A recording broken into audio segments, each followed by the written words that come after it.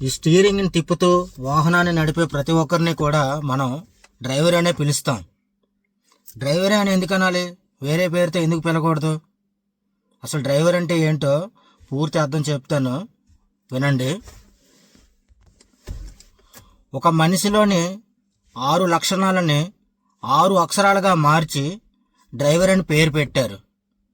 ఈ వాహనం తయారు చేసిన కొత్తలో అంటే 1800 సంవత్సరంలో జర్మనీలో కార్లు తయారు చేశారు. కార్లు తయారు చేసిన మొదట్లో కార్లు నడిపే వ్యక్తుల్ని కోచ్ మ్యాన్ అని పిలిచేవారు అనమాట.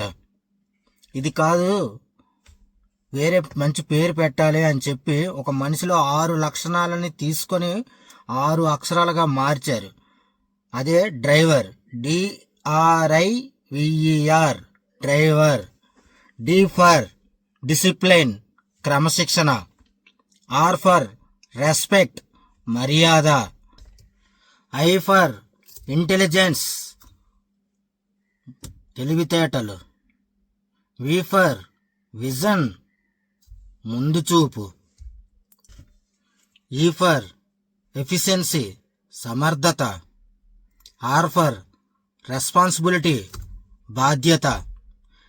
ఈ 6 లక్షణాల్లోని మొదటి అక్షరాలనే DRIVERగా డ్రైవర్గా మార్చారండి.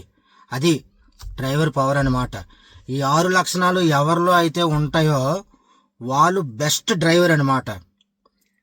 ప్రస్తుతం 2 లక్షణాలు మినిమం ఉంటే చాలు అన్నట్టుగా ఉంది సొసైటీలో డ్రైవర్ పరిస్థితి. అంటే డ్రైవర్ని యూజ్ చేసుకునే వాళ్ళు కోరుకునేది అనమాట నేను చెప్తుంది. ఓకే అండి, అందరికీ నమస్తే.